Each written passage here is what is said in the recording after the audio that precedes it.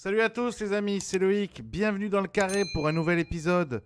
Évidemment avant, tu t'abonnes, t'appuies sur la petite cloche, important la petite cloche, sinon tu ne seras pas prévenu de toutes les vidéos. Et puis tu peux aussi me retrouver sur Twitter et sur Instagram, alors t'hésites pas, voilà, tu t'abonnes et puis comme ça on s'écrit, on se met des messages et puis on voit comment on va. Allez, je te fais un bisou, excellent épisode. Bonjour à tous, bonjour à toutes les amis, c'est Loïc, bienvenue dans votre émission de débat, 4 débats et un confinement. Je vous remercie comme d'habitude du très grand succès de l'émission. Et avant de commencer, oui je peux vous le dire, je vous le confirme, nous continuerons cette émission avec les nouveaux événements qui arrivent. On a bien réfléchi, on va appeler ça 4 débats et un déconfinement parce qu'on est des gens intelligents. Avec nous aujourd'hui, je dis très souvent que j'ai des castings vraiment très beaux. Mais alors là c'est un casting 74 étoiles, messieurs, dames. Je suis d'une fierté, là, vous pouvez pas savoir. On commence évidemment l'indispensable, le meilleur du journalisme. C'est notre Florence Mazet. Comment tu vas, Flo ? Coucou, ça va ? C'est le big boss des WSOP. Allez, numéro 2 si tu veux, mais c'est quand même le big boss du poker français parce que c'est lui qui est numéro 1 du classement depuis je sais pas combien d'années. Il a même réussi à dépasser Patrick. C'est Monsieur Greg Chauchon. Salut, bonjour à tous.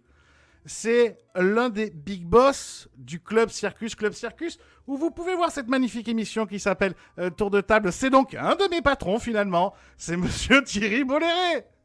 Bonjour à tous. Vous le connaissez, vous l'avez déjà vu dans une de mes émissions, vous l'adorez. Il est de retour pour vous jouer d'excellents tours. C'est monsieur Julien Martini. Salut Loïc, salut tout le monde. Enfin les amis, je sais pas si c'est la première fois, mais je pense que c'est la première fois qu'on réunit les deux meilleurs joueurs de l'histoire du poker en France. C'est pas compliqué. Alors à ma droite, il est beau, il est brun. Il a juste fini 3e du main event des WSOP. Il a juste gagné des high rollers. Bref. 12 millions, je crois, de dollars accumulés, quelque chose comme ça. C'est monsieur Benjamin Pollack. Salut Loïc, salut tout le monde, merci de m'inviter. Ah ben non, c'est avec très grand plaisir. Et enfin, messieurs, dames, il est numéro 1, all-time money list France. Il a gagné la Triple Crown. Il a eu même le bon goût de gagner ensuite un bracelet WSOP Europe. Messieurs, dames, la nouvelle figure de GG Poker, monsieur Bertrand Elki Grospelier. Salut à tous. Les amis, je suis ravi évidemment de vous accueillir pour le débat du jour qui va nous animer. Vous êtes tous ou vous avez tous travaillé, vécu à l'étranger. Vous avez vu des différences culturelles avec la France tout en travaillant dans le monde du poker, que ce soit en tant que journaliste, entrepreneur ou joueur. Alors aujourd'hui, on va parler du poker à l'étranger avec le regard de nous, petits Français. Et on va tout de suite attaquer le premier débat, les amis. Le premier débat, c'est accueil, tournoi, médias, fiscalité. La France est-elle à la traîne du poker mondial ? Pour ce faire, on va démarrer par un monsieur qui est depuis longtemps à Las Vegas. Monsieur Grégory Chauchon, ton avis pour démarrer cette émission ? C'est une question assez vague. Et vaste. Ouais, il y a plein de sujets. La France était à la traîne du poker mondial. À la traîne. Je me réveille, désolé, il est 8h30 moi. Donc, à la traîne, non. Non, clairement non. En termes de tournoi, c'est clair que non. La France n'est pas à la traîne. En termes de capacité d'accueil, de qualité d'accueil, clairement non. C'est vrai que par le passé, il y a eu des tournois quand même un peu plus prestigieux en France. On se rappelle le Partouche Poker Tour, les WSOP Europe. Il y a plus ce genre d'événements-là en ce moment en France. J'espère que ça reviendra un jour. Mais en termes de qualité d'accueil, franchement, ce qui se fait dans les casinos français, c'est à dimension humaine. C'est pas comme aux États-Unis ou dans plein d'endroits où on a tendance un peu à traiter les gens comme du bétail. Donc sur le plan des tournois, non, pas de problème pour moi. Les médias, non plus. Je pense que la majorité des médias français sont reconnus médias poker dans le monde, que ce soit la presse, que ce soit les gens qui font les coverages, que ce soit même Winamax, la tête d'un pro, tout ce genre de choses, c'est connu un peu partout. Donc je crois qu'il y a un savoir-faire français qui est reconnu un peu partout. Ouais. La fiscalité. Alors, la fiscalité, c'est un gros sujet. Je pense que je vais laisser mes amis joueurs répondre. Alors, sachant qu'évidemment, Bah, dans fiscalité, j'entends évidemment la fiscalité pour un joueur de poker et puis la Ouais. fiscalité du cash game, par exemple, avec les fameux 4% en France. Ouais. Ah, d'accord. Je croyais que tu parlais plus Les des deux, joueurs les que deux, du- les deux. Parce que moi, la fiscalité au Nevada, elle est plutôt bien. Je me plains pas. Donc, voilà. C'est quoi, Mais, pour comprendre, Greg, c'est quoi au Nevada? Comment ça se passe là-bas au Nevada? C'est quoi la fiscalité là-bas? Ça marche Non, comment? mais il n'y a pas de. Non, mais pour les. Je parle pour les gens qui travaillent. Il n'y a pas de taxe pour les. Ouais, il n'y a pas d'impôt sur le revenu pour d'État. Donc, c'est assez cool.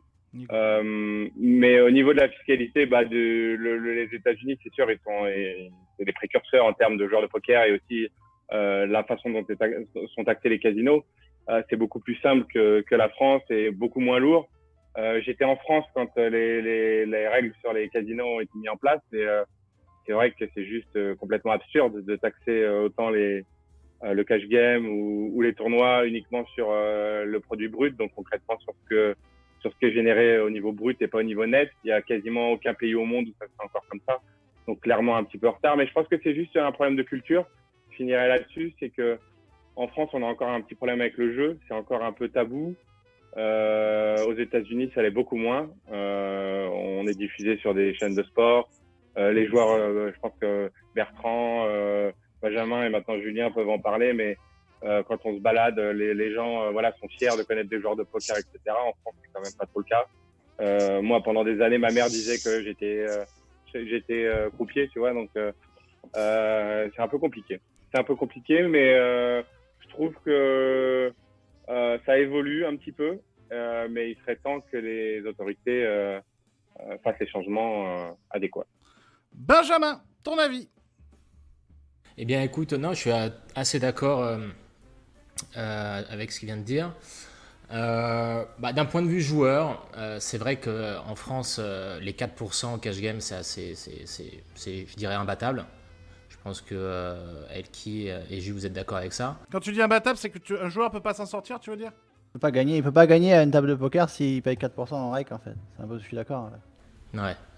C'est-à-dire que c'est très contraignant. Et en plus de ça, c'est que c'est prélevé à chaque main, donc ça rend les coups très très longs. C'est-à-dire qu'on joue peut-être 20 mains de l'heure, je sais pas si c'est autour de ça, que ce soit en Omaha ou en Texas No Limits.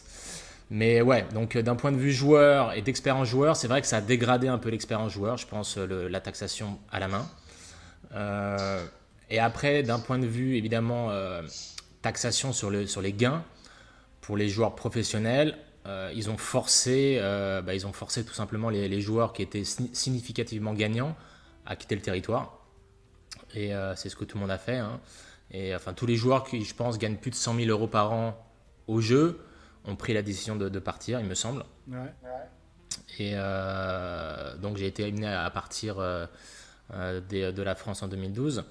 Mais non, c'était un choix regrettable. Je serais bien resté en France, tu vois. Enfin, j'ai toujours pensé que même s'ils avaient décidé de couper la poire en deux, parce que je pense qu'ils taxent à hauteur de 40%. Ouais, c'est presque 50, je crois, d'après ce que j'ai compris même. Je m'étais toujours dit, écoute, s'ils coupaient la poire en deux par rapport à la fiscalité limitrophe, comme au UK où ils ne taxent pas, qu'ils nous demandaient juste 20 voire 25%, je pense que j'aurais peut-être pris le choix de rester. Et dans une taxation raisonnable du moins. Mais là maintenant le gap il est tellement énorme que c'est juste un no-brain de partir et qu'on ne peut pas se permettre de payer la moitié de nos gains sur le long terme, quoi. Ok. Bertrand, toi qui es parti il y a très longtemps et dans des pays qui à l'époque avaient l'air exotiques, n'est-ce pas? Ouais, bien sûr. Ouais, en fait, je suis aussi d'accord avec Grégory et Benjamin concernant l'accueil et les médias. Je pense qu'il n'y a aucun problème là-dessus par rapport à la France. Et après, je pense que les tournois, justement, en fait, la fiscalité, c'est un problème, mais la législation en général, c'est un problème. C'est un problème qui va avec et qu'ils n'ont pas spécialement abordé. Le fait que un des gros problèmes, bien sûr, c'est les 4% cash game et les 50% de taxation sur les joueurs de poker, mais c'est aussi le fait que le point FR, il a été régulé dans un marché fermé et ça. Pour ça toi, fait le point beaucoup FR, c'était une d'opportunités. erreur? Ça, c'était la plus grosse erreur possible qu'ils aient pu se faire, en fait. Parce que non seulement ça ça ferme la porte aux joueurs au niveau Des gros prize en pools. fait, la liquidité, plus il y a de liquidité, plus ça en apporte, évidemment. Donc, tu vois, quand tout le monde peut aller jouer un tournoi à $150, 500 000 garanties, par exemple, le GG Master le dimanche, en fait, ça va apporter plus de joueurs et tout le monde va le jouer. Alors que si tu peux gagner 15 000 euros le dimanche pour 100 euros, c'est pas mal, mais ça change, c'est quand même pas du tout la même chose, tu vois. Ouais, bien sûr. Et ça limite pour les joueurs pros, mais encore plus, c'est encore plus contraignant pour les joueurs amateurs parce qu'eux, ils n'ont pas l'opportunité de déménager. Et c'est aussi une des raisons pour laquelle, je pense, Julien, tu me diras, c'est pour les joueurs français qui jouent beaucoup en ligne, c'est impossible de pouvoir jouer sur le .fr à cause de ces limitations. Et non seulement les limitations de gains possibles, mais aussi les limitations pour s'améliorer. En fait, il faut toujours jouer avec les autres meilleurs joueurs au monde. Et comme tous les meilleurs joueurs du monde jouent sur le .com, si tu joues sur le .fr, c'est quand même... Bien sûr, tu peux étudier et tu peux travailler ton jeu énormément, mais c'est quand C'est même trop très limitant. difficile. Personnellement, je pense que c'est très limitant pour... c'est très limitant pour les joueurs professionnels de jouer sur le .fr et je pense que c'est la plus grosse erreur qu'ils aient fait et je pense que justement le fait que les tournois français soient à la traîne, je pense que c'est une grosse partie à cause de ça parce on le voit très bien, ça a été clairement corrélé en fait dès que la législation est passée en 2011. En fait, avant, il y avait tous les plus gros tournois en France et depuis 2011, il n'y a plus aucun tournoi de cette envergure en France. Donc, je pense que c'est clairement... Les l'un deux, en sont, fonction de les deux sont corrélés. Ok, Julien, pour rebondir. Je suis évidemment d'accord avec tout ce qui a été dit précédemment. Bon, de toute façon, la question est hyper vague. Donc, on a beaucoup parlé du online et vraiment, je rejoins absolument tous les avis. Maintenant, en parlant un peu plus du live, et moi, quand même, le sentiment que j'ai, c'est que à chaque fois que je vais dans un tournoi en France, je suis toujours bien reçu. Les gens prennent soin de nous, il y a du service, les jeux de fruits sont offerts, ça paraît con, mais c'est pas forcément tout le temps le cas. Donc je trouve pas que le poker en live soit en retard ou quoi que ce soit quelque chose à envier aux autres pays. Il y a une offre qui est absolument immense, quel que soit quasiment le tarif, en tout cas sur du low et mid stake. Donc honnêtement, je suis vraiment fier de ça. Je suis aussi fier de la partie média parce que nous on s'en rend pas bien compte, mais enfin Florence, tu vas me dire peut-être que je me trompe, mais il y a quoi? Il y a 3, 4, peut-être 5 médias majeurs, je dirais, en France, alors que tu regardes dans les autres pays. En Italie, j'en connais un. Au Portugal, peut-être 2. En Angleterre, je suis même pas sûr qu'il y en ait un. Tu vois, t'as 2+2, t'as Pocket 5 et quoi d'autre, tu vois. T'as Poker News et c'est tout, quoi. Et honnêtement, je trouve qu'en France, on est plutôt bien suivi par les médias et ça permet pas mal de choses et notamment le développement. Mais voilà, faut pas non plus blâmer, je trouve, ce qui se passe en France en tout cas sur la partie live et en tournoi. Alors après, effectivement, la partie cash game et notamment lié aux taxes, c'est quelque chose qui va peut-être pas durer. Et en tout cas, le online sur le .fr, c'est quelque chose qui doit évoluer pour des raisons de pérennité, parce que ça peut pas durer comme ça non plus, c'est clair. Thierry, toi qui t'occupes du club Circus, justement. Justement, alors moi je vais partir sur d'autres sujets parce qu'eux ils parlent du côté joueur, et moi je vais partir du côté de notre côté à nous. Et on en souffre de cette fiscalité énormément. Surtout, attends, excuse-moi, je te coupe, pardon, juste pour préciser d'ailleurs, parce que Thierry a fait les deux, c'est-à-dire qu'il a été en France et il est aussi allé travailler aux États-Unis. Il connaît les deux côtés, Thierry. J'ai travaillé 2 ans à Vegas et j'ai travaillé 8 ans aux Bahamas. Donc j'ai un petit peu ce côté-là où je connais un petit peu ce milieu-là. Mais pour revenir sur la France, on essaie de se battre avec nos armes. C'est-à-dire qu'on a une fiscalité qui est très lourde, une fiscalité qui est obligatoire. Il nous parle des 4%. Moi, j'ai demandé du prélèvement horaire, ça nous a été refusé. J'ai demandé du Omaha 5, ça nous a été refusé. On a une fiscalité en France qui est très lourde. Alors, le joueur, vous avez ce côté où, bien sûr, vous parlez de ces 4%, mais nous, derrière, c'est terrible. C'est terrible parce qu'on prend, bon, ça, Grégory le sait, on va pas parler de chiffres, mais on a une fiscalité très, très forte et ça nous freine. Ça nous freine pour les embauches, ça nous freine pour les investissements. Et je pense qu'ils devraient lâcher un petit peu là-dessus. D'abord, ça nous ferait plus d'embauches s'ils lâchaient et on pourrait redistribuer sur des joueurs. Les 4% nous ont été imposés. Les 4%, moi, je suis tout à fait d'accord avec eux. Je suis joueur comme eux et je comprends. Et c'est pas normal que des LT ou peu importe ceux qui sont là, Julien, enfin, je vous connais tous les trois, mais c'est pas normal que vous soyez partis à l'étranger. Je suis contre ça. Moi, je préférais que vous soyez en France, qu'on vous taxe à 20 ou 25% et que vous soyez encore là. Ouais. Le point... On sera tous d'accord avec ça de toute façon. Enfin, Bertrand, peut-être que tu préférais être en Asie ou je sais pas, mais en tout cas, Ben, je connais vraiment ton avis là-dessus et ce que tu dis, c'est une évidence. Enfin, clairement, nous on rêve de vivre en France, quoi. Et pour rebondir sur ce que disait Thierry, c'est vrai que malheureusement, l'écosystème du poker, à la base, 95% de l'argent est drainé vers les organisateurs, sur les sites en ligne, les casinos, etc. Évidemment, il y a énormément de taxes. Et après, l'argent qui reste, les 4-5%, est partagé parmi les meilleurs joueurs. Donc déjà, à la base, dans un écosystème sain, l'argent est dispatché quand même on the top. Donc en plus, et au-delà de ça, on rajoute une forte taxe, c'est voué à... pour moi, c'est voué à vivoter, voire à mourir, quoi. Ce qui est dommage, ce qui est fort regrettable, parce qu'en France, on a un pôle de joueurs immense, on a une base de fans considérable. On en perd beaucoup à cause de ça. Ouais, bien sûr.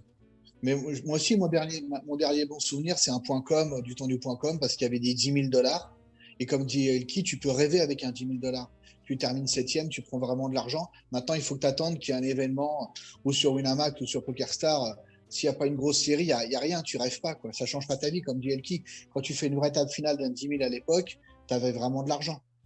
Ouais. Bah pour nous, mais même pour les joueurs, la majorité des joueurs, même s'ils font un tournoi à $150 ou à $200 sur le .com, en fait, les sommes à gagner, c'est genre 15 ou 20 fois plus que sur le .fr.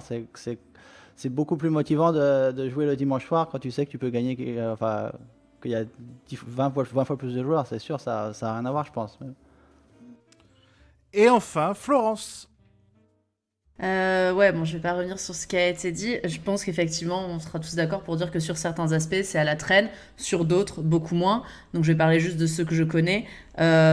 Effectivement, pour les tournois live en France, je pense qu'aujourd'hui, il y a quand même la capacité d'accueillir. Alors, c'est plus le cas pour les raisons qu'a énoncé Elki, le fait qu'il n'y ait plus de room de .com, par rapport au marché des liquidités.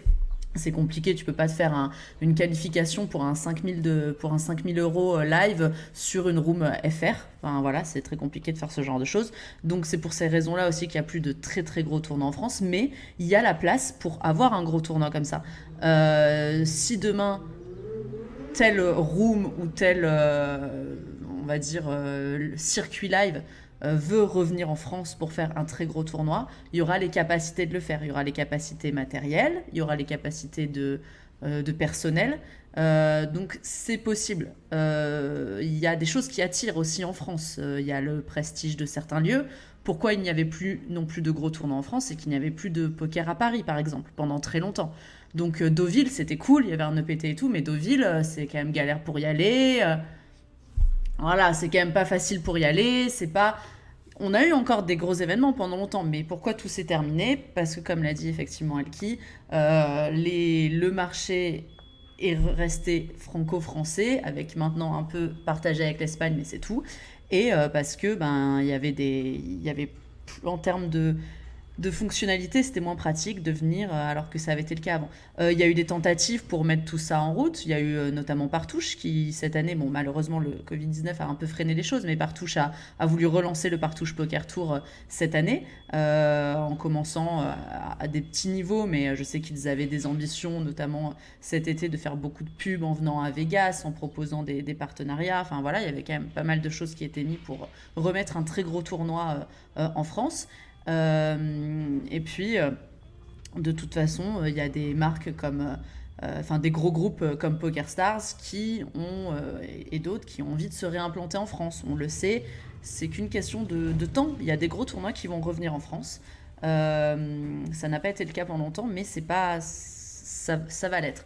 Enfin, sur la partie média qui me concerne le plus, où je connais le plus, je suis assez d'accord avec ce qui a été dit. Je pense qu'il y a beaucoup de choses, il y a beaucoup de personnes qui travaillent dans ce milieu-là en France.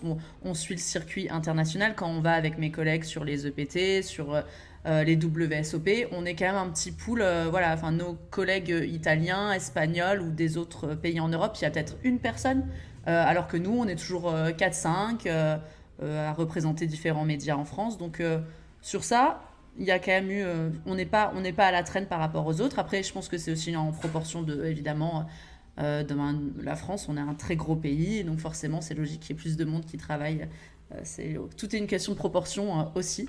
Mais sur ça, je pense qu'on n'a pas à se plaindre et je pense qu'il faut être plutôt optimiste et que la France n'est pas la traîne dans plein de domaines et qu'elle continuera à être encore bien et qu'elle peut s'améliorer sur plein de choses et que ça va être le cas. Vous parliez tous du fait que vous avez été obligé aussi de vous expatrier par rapport à la fiscalité. Greg, avant d'aller au WSOP, tu étais chez Barrière, si je dis pas de bêtises. Tu as eu l'occasion de t'occuper d'une ancienne team de pros, justement. Est-ce qu'à l'époque, t'en parlais avec... Oui, dis-moi. Eh ben oui, Ben était dans ça. Ben oui, en plus. Est-ce que déjà à l'époque, t'en parlais avec eux, toi? Est-ce que, justement, en voyant ça, parce qu'en étant chez Barrière, c'est un poids dans l'économie française. Est-ce que vous essayez d'en parler avec l'État de tout ça à l'époque ou pas du tout? Bah, en fait, ce qui s'est passé, c'est que moi, je me rappelle 2009-2010, il y avait déjà des joueurs qui avaient été demandés à l'administration fiscale ce qui se passait au niveau de la fiscalité et qu'il n'y avait pas de document écrit, mais la majorité des centres des impôts te disaient c'est du gain de jeu d'argent, donc tu n'as pas à déclarer. Et ça, j'ai eu la réponse avec plein de joueurs différents qui m'ont tous dit la même chose. Donc, personne ne s'inquiétait vraiment. En plus, nous, à l'époque, on est FDJ Barrière, donc on dépend aussi de l'État. Et puis un jour arrivent des courriers auprès des joueurs en leur disant vous nous devez tant parce que vous avez voilà, c'est tombé sans que personne ne soit au courant et donc on n'était pas du tout préparé à ça. Personne n'imaginait qu'un jour ils allaient recevoir des courriers en disant bah vous nous devez de l'argent. Donc non, on n'en avait pas trop parlé et franchement jusqu'à que ça arrive personne n'imaginait que ça allait se passer comme ça en tout cas. Toi, Bertrand, t'étais déjà parti depuis un moment, mais toi, Ben, t'y étais à ce moment-là encore? Enfin, vous en parliez entre joueurs ou pas? Bah, on en parlait, mais c'était un sujet un peu vague. C'est-à-dire qu'on connaissait. Il gagnait pas trop à l'époque, Benjamin. C'est ça me concernait pas trop. Mais non, mais non, mais en fait, on en parle. Ça a changé, messieurs dames. On en parlait peu, mais c'est vrai qu'avant 2011, c'était un peu genre le sujet, mais bon, voilà, c'est comme le loup gris, quoi. Tout le monde en parle, mais personne l'a vu, quoi. Et ce qui est marrant, c'est que je suis parti de France en décembre 2011. Ouais. Et arrivé à Londres, je me suis installé. Et genre la première quinzaine de janvier 2012, j'ai reçu un courrier du fisc français. Comme s'ils avaient eu la sonnette d'alarme. Il a pris l'Eurostar. Vite, récupérons-le, quoi. Ouais, exactement. Ouais. Julien, toi? Moi en fait donc je travaillais, j'ai quitté le monde professionnel et à la minute où j'ai démissionné, je suis parti vivre à l'étranger pour d'autres raisons également, mais évidemment aujourd'hui tu peux très difficilement concilier une vie en France et une carrière professionnelle, en tout cas poussée. Si tu veux demain jouer la high roller, tu peux pas te permettre de dépenser la moitié de ta bankroll ou plus dans des impôts, tout simplement. C'est un frein immense en fait au développement et c'est en tout cas voilà. Après c'est une question de choix, c'est toujours pareil. Il y a des joueurs et d'ailleurs il y a des joueurs tels que je sais pas Nicolas Dumont par exemple qui ont fait le choix de rester en France en tout cas pour le moment et d'autres également qui déclarent leurs impôts, qui sont très contents de le faire, et c'est juste qu'ils ont différents objectifs. En tout cas, je pense que le poker de haut niveau n'est pas conciliable aujourd'hui, malheureusement, avec une résidence principale en France. Tu parlais de Nicolas, il a aussi une entreprise en France, il a eu une petite fille il n'y a pas longtemps, enfin, il y a aussi d'autres choses qui font qu'il n'est pas forcément parti, alors qu'il serait peut-être parti dans d'autres circonstances. D'autres joueurs comme Pierre Merlin, comme des gens qui jouent aussi en cash. Après, c'est sûr que c'est pas des personnes qui ont qui jouent pas non plus les mêmes buy-in que vous pouvez jouer vous, donc c'est pas non plus les mêmes sommes comme tu le disais, mais ça reste des professionnels depuis de nombreuses années et qui ont fait le choix de rester en France. Pour finir, Bertrand, toi c'était un peu le cas à part, toi t'étais déjà parti depuis bien longtemps, parce que toi t'as fait une première carrière comme tout le monde le sait dans le e-gaming, ça s'appelait même pas comme ça d'ailleurs je suppose à l'époque, parce que toi t'étais parti en Corée du Sud, etc. Mais est-ce que le fait d'être allé à l'étranger beaucoup plus tôt et de jamais avoir ce genre de problème, tu penses que ça a changé ta carrière, toi? De pas avoir toujours cette pression? Non, je pense pas que ça ait changé ma carrière. En fait, moi, ce genre de choses-là, j'y pense pas trop. J'y pensais pas trop à la base. Tu vois, je joue au poker parce que j'adore jouer au poker. Je joue pas au poker en me disant, oh là là, si je gagne 1 million, il va falloir que je paye 30% d'impôts. Je joue et j'essaie de gagner tous les jetons et à la fin, on verra ce qui se passe. Tu vois. Donc, je pense pas que ça ait changé ma carrière. Si j'adore le jeu, après, on verra, mais c'est pas mon. Ouais. C'était un souci en moins, en tout cas. Thierry, pour conclure, toi qui es au Club Circus, mais justement, puisque tous ces joueurs sont à l'étranger, comment un club comme le Club Circus il peut espérer les attirer, puisqu'eux, ils sont déjà partis? Est-ce que c'est un frein pour vous ou pas? Oui, c'est difficile. Et puis, des clubs comme les nôtres, on mise pas forcément sur cet énorme tournoi. C'est malheureux d'ailleurs. On vise sur une clientèle qui va être moyenne, on va dire. On mise sur l'accueil. D'abord, nos capacités sont pas énorme, sauf si tu fais quelque chose à l'extérieur de ton club. Donc, tu vas jouer sur le côté à la française, c'est-à-dire que tu vas jouer sur ton côté accueil, ton côté restaurant, puisque tu mets un restaurant à l'intérieur, le côté où tu as un côté familial, on va dire. Mais les gros tournois, ce qu'on va faire chez nous, ça va pas motiver le qui pour qu'il vienne en France. C'est une certitude, malheureusement d'ailleurs. On passe au second sujet, les amis. Vous êtes tous, ou vous avez tous, Florence Mazet y compris, vécu à l'étranger. Alors, il y a plein de pays, parce que, donc là, Bertrand, en ce moment, t'es en République tchèque, si je dis pas de bêtises, c'est ça? En ce moment, République tchèque. Voilà. Ben, t'es toujours à Londres? Ouais. Ok. Julien, je sais plus où t'es, toi. Manchester, donc Angleterre aussi. Manchester, ok. Bon, Flo est à Malte en ce moment, mais elle a vécu en Italie, entre autres. Greg, bon, ben t'es au WSOP, donc toi, t'es piégé, t'es aux États-Unis pour le reste de l'éternité. Il y a pire que d'être à Vegas. Hein. Ah ouais, ah ouais, ça, j'en suis sûr. Et Thierry, maintenant, t'es revenu en France pour Club Circus, mais comme tu expliquais, tu as été, entre autres, aux Bahamas, aux États-Unis. Donc, vous avez tous vécu, vous êtes tous à l'étranger. Est-ce que le fait de voir le monde a changé votre mentalité en tant que joueur de poker ou en tant qu'entrepreneur dans le poker? Est-ce que le fait de voir d'autres manières de travailler, d'autres manières de fonctionner, d'autres manières de voir la vie, ça a changé votre mentalité dans le poker? Benjamin, on va commencer par toi. Alors, c'est une bonne question. Je pense que déjà, le fait de choisir de jouer au poker pour gagner sa vie, c'est déjà un choix un peu marginal. Oui. Parce que c'est une activité quand même assez individualiste. On a envie de progresser, de se challenger. Et après, dans la gestion aussi, c'est très individualiste. C'est-à-dire qu'on gère son portefeuille comme un trader, à son compte. Donc, chacun fait sa voie, chacun fait son parcours et chacun vit ses propres expériences. Et du coup, on se sent un peu détaché, je pense, de la société et des problèmes que finalement la vie de tous les jours pourrait apporter. C'est-à-dire qu'il n'y a pas de métro boulot dodo, évidemment, il n'y a pas de ce genre de routine. Donc on se sent un peu détaché. Pour les plus chanceux et les meilleurs des joueurs, on a la chance d'avoir un train de vie un peu plus élevé évidemment que la moyenne. Mm-hmm. Donc du coup, c'est quand même un train de vie agréable. Donc c'est vrai qu'on peut se sentir très vite détaché, surtout quand on a 20 ans. Quand on commence, les jeunes joueurs peuvent très vite perdre un peu leurs repères, je pense. Mais maintenant, avec le temps, ici, on a trois grands joueurs qui a tous plus de 30 ans. Non, toi, Julien, tu as 28 ans. 28, ouais. Bon, tu as quand même la tête sur les épaules. Et donc c'est une activité qui requiert beaucoup de discipline si on veut s'en sortir et pour avoir une longue longévité dans le jeu. Donc, c'est le danger, mais aussi c'est aussi la beauté du jeu qui en même temps, donc ouais. Et le fait d'être parti en Angleterre, ça a changé ta vision ou pas? Alors justement, de voir comment eux travaillent, fonctionnent, etc. Je pense que ça m'a plus permis de voir une autre culture, de voir différentes choses et peut-être de retravailler mon jeu différemment. Parce que finalement, j'ai commencé à jouer contre des anglo-saxons dans certains clubs quand j'ai commencé. Et puis, ça m'a permis également, je pense que c'était une phase dans ma vie où j'ai commencé à être très discipliné. En disant, ok, là c'est parti, je suis à Londres, je commence ma carrière, quoi. C'est officiel. Et on y va, quoi. Je pense que ça a été une étape dans ma carrière, je pense, de fait de bouger à l'étranger. Ok.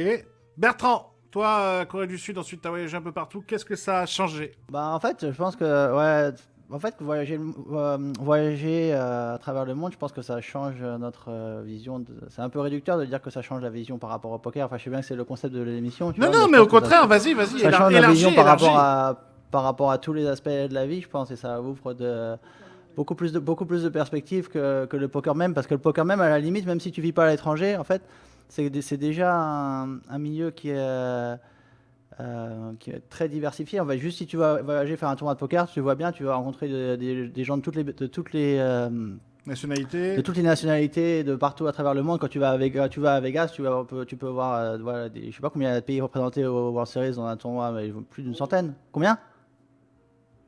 111, tu vois. Donc en fait, t'as pas forcément besoin de vivre à l'étranger pour être en contact avec ça et pour que la manière dont les autres travaillent au poker ou jouent au poker t'influe. Et même c'est la même chose par rapport à tous les groupes de joueurs de poker. En fait, bien sûr, tu peux avoir des groupes entre français, mais je pense que on est tous en contact avec des joueurs de toutes les nationalités sans forcément vivre dans le pays avec lesquels on peut être en contact. Donc pense que pour le niveau poker, en fait, c'est même limite pas le fait de voyager et de vivre ailleurs Et niveau personnel, l'aspect alors, où ça t'a nous apporté affecte quoi, alors? moi, je pense. Pardon? Niveau personnel, alors, ça t'a apporté quoi, justement, alors, dans ce cas-là? Tu vois, de voyager, et de découvrir tout ça. Ça change quoi, après? Comment...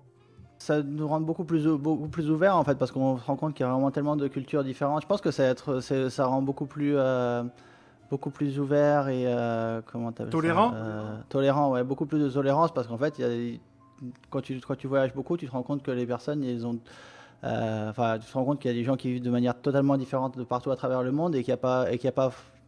C'est vrai que quand as l'habitude, que si tu restes tout le temps, enfin, si tu voyages pas, en fait, on voit souvent dans pas mal de populations qui voyagent pas, elles sont beaucoup moins tolérantes par rapport aux étrangers ou autres, et ils pensent que leur manière de vivre c'est la seule qui existe. Mais c'est un peu compréhensible aussi, tu vois, si toute ta vie t'as vécu d'une certaine manière et que t'as pas du tout été en contact avec d'autres manières de vivre, tu penses que c'est la seule manière de vivre possible ou la seule manière de vivre correcte, et donc du coup forcément tu seras moins tolérant par rapport à ce qui se passe autour de toi.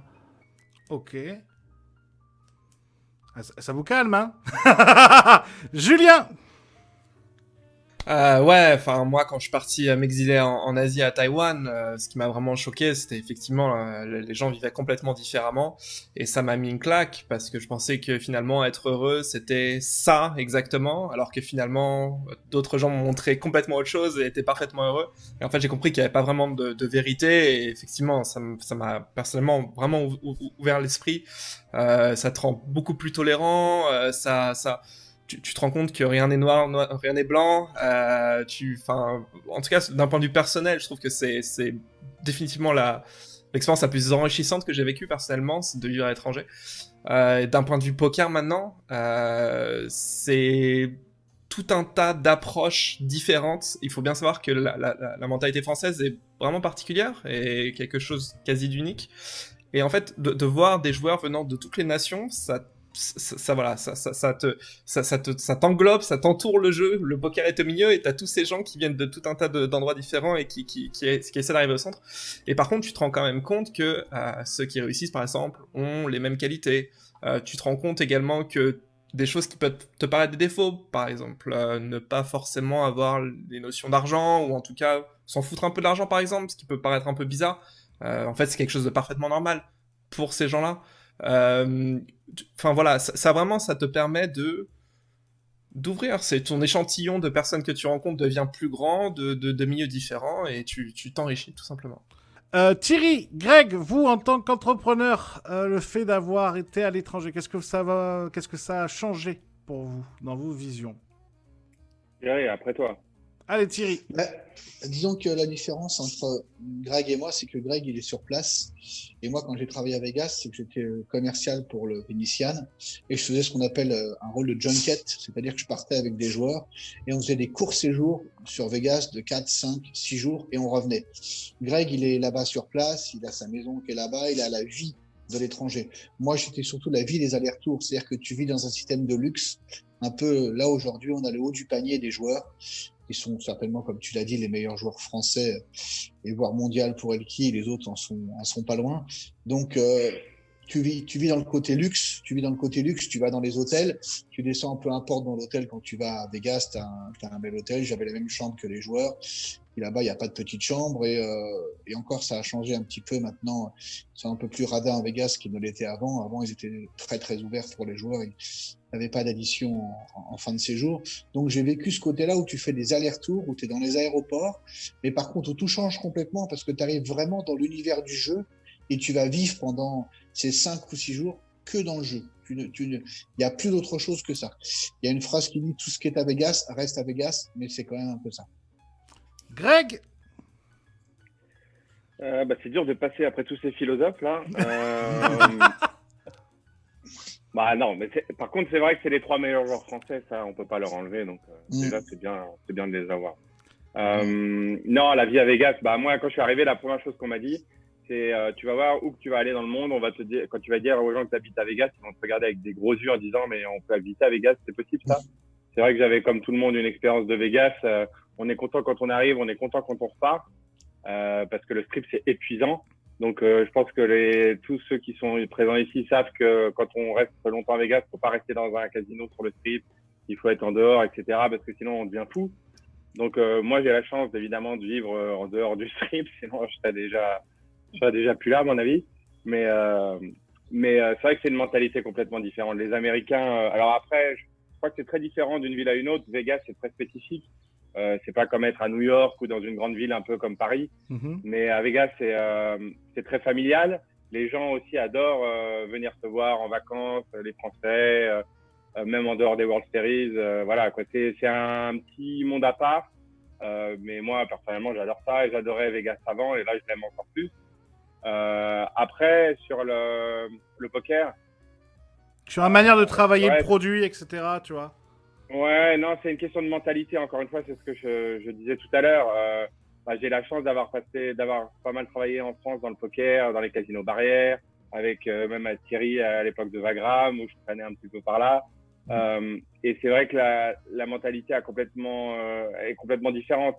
Aux États-Unis, il n'y a pas de honte, encore moins à Vegas, à travailler pour les World Series ou à travailler dans le monde du jeu ou du poker. C'est plutôt gratifiant. En France, ça reste encore un peu compliqué. Et c'est vrai que ça m'a donné cette autre vision. En France, j'avais un peu tourné en rond. On se dit, voilà, c'est le milieu du jeu, etc. Est-ce qu'on peut vraiment évoluer? Qu'est-ce qui va se passer? Ici, tout est plus gros. On dépend d'un grand groupe de casinos. Moi, mon bureau, c'est au César Palace. Donc, arriver tous les matins au César Palace, j'ai rien contre le casino de Deauville, mais j'avoue que c'est particulier, quoi.